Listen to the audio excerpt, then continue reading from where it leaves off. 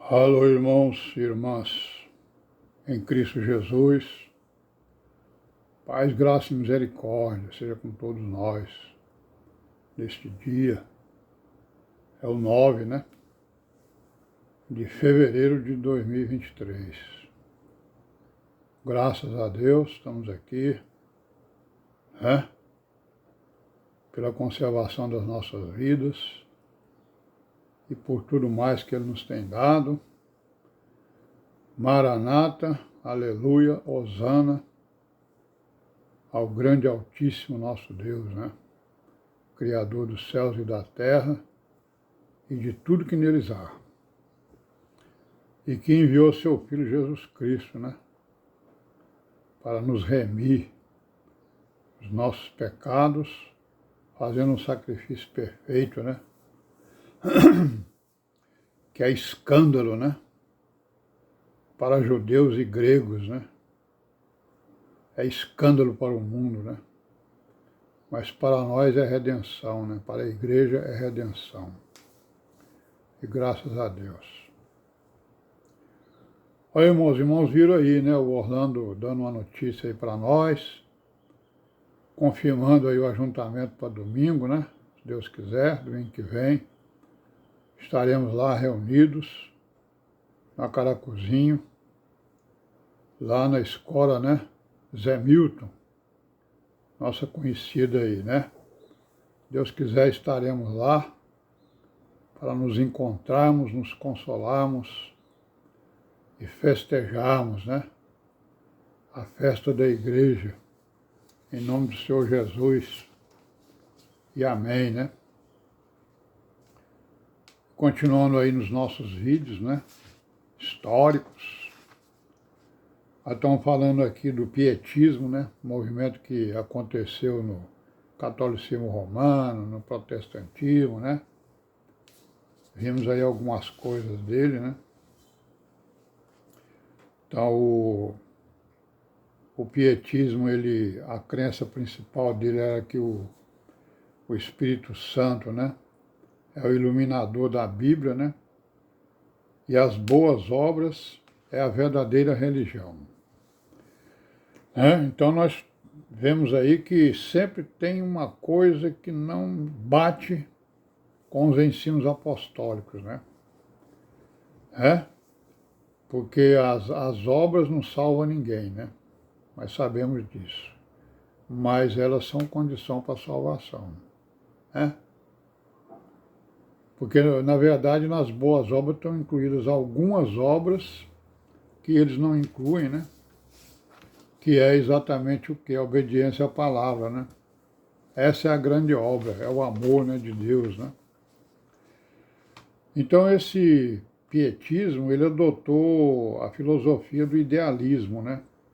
Nós já vimos aí nas ideias, as coisas são pré-feitas, né, pré-existentes, né? Quer dizer, nós somos seres pré-existentes, porque havia lá modelo, né? Ou há modelo lá no mundo espiritual, digamos assim. Então esse pietismo ele teve influência, né, na criação da Igreja da Morávia, né? Conforme nós já vimos aí. Uma região lá do leste da Europa, né? Se não me engano deve ser Áustria ou Hungria, coisa desse tipo, aí, uma região de lá. E essa Igreja da Morávia, mais uma igreja, né? Ela tem uma organização tríplice, né? Eles têm bispos, anciãos e diáconos. Então é isso aí, ó, é uma característica dela, né? Certo? Uma das características, né, de organização deles é que eles têm bispos, anciãos e diáconos, né?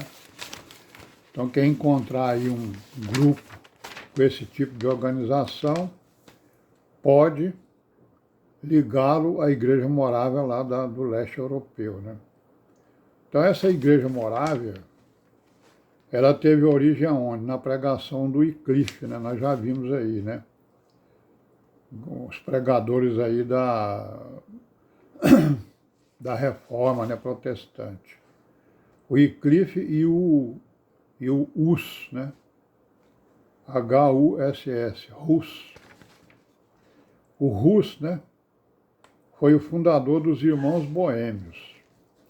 Então existe esse nome aí também, né, Irmãos Boêmios. Se a gente encontrar aí com grupos, né, que fala em Irmãos Boêmios, é porque eles estão vinculados a essa igreja, né, Morávia, essa igreja chamada de Irmãos Boêmios. E estes aí, nesses Irmãos Boêmios, o que eles fizeram? Eles criaram a Igreja Morávia, né, que influenciou quem? Influenciou uma pessoa muito importante chamada John Wesley. Em inglês, né, nós vamos ver alguma coisa aqui do John Wesley. Os irmãos sabem que existe uma igreja chamada Igreja Wesleyana, né, metodista, né? Então nós vamos ver aí algumas coisas, né? Então o Wesley é o responsável pelo reavivamento metodista na Inglaterra, né? O metodismo surgiu da onde? Do anglicanismo, né? Que é a igreja oficial lá da Inglaterra, né? Como é que ele surgiu? Ele surgiu como o pietismo surgiu no luteranismo. Então o metodismo surgiu lá da igreja anglicana, né? Ao mesmo tempo em que surgiu o pietismo na igreja luterana, né? Então são movimentos equivalentes, digamos assim, né? Ou parecidos, né? Semelhantes. Aí o metodismo, ele é equiparado, né?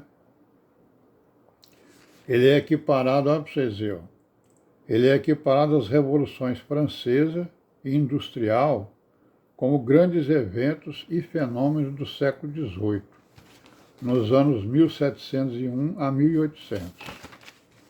Né? Significa que ele foi um movimento, né, importante, né, e que inclusive teve seus rasgos, né, de política, né, digamos assim, que foi comparado com a Revolução Francesa Industrial, não que eles tivessem empregado a força das armas, mas pela movimentação de gente, né, de pessoas, pelo envolvimento de pessoas, né. Então esse Wesley, ele tornou-se o líder do Clube Santo, né? Clube Santo, cujos membros foram apelidados de metodistas, né? Por causa de seus hábitos de oração, leitura da Bíblia e suas ações sociais junto aos pobres e presos, né? Método, né? Metodista significa método, aquela pessoa que, né, que é sistemática, né, que vai em frente nas suas, né, as suas ideias, né? E ele era comparado ao puritanismo, né? Ele queria exatamente, né, impor determinadas coisas que era a opinião própria dele, né? Então esse Wesley, ele aderiu às pregações ao ar livre, né, por volta do ano de 1739. E ele andou pela Inglaterra, pela Escócia, pela Irlanda. Então, ele foi um grande viajante, né? Um grande missionário. Cerca de 200 mil milhas, ou 300 mil quilômetros, mais ou menos, né? Ou que ele andou aí, né? Aí a tradição diz que ele andava a cavalo, a pé, né? Do jeito que dava, ele andava. Então ele saiu, né, para divulgar as suas ideias, as suas opiniões e também o Evangelho, né, claro.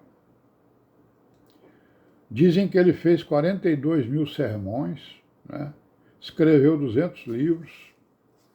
Dizem não, isso aí é registrado na história dele, né? E ele foi o responsável pelo reavivamento metodista e anglicano, né, na Inglaterra, o qual envolveu a classe alta, né? Certo? Ele envolveu lá a classe alta. E nós sabemos que esse movimento, né, deu origem à igreja metodista wesleyana, né? Que está aí no meio de todas essas denominações.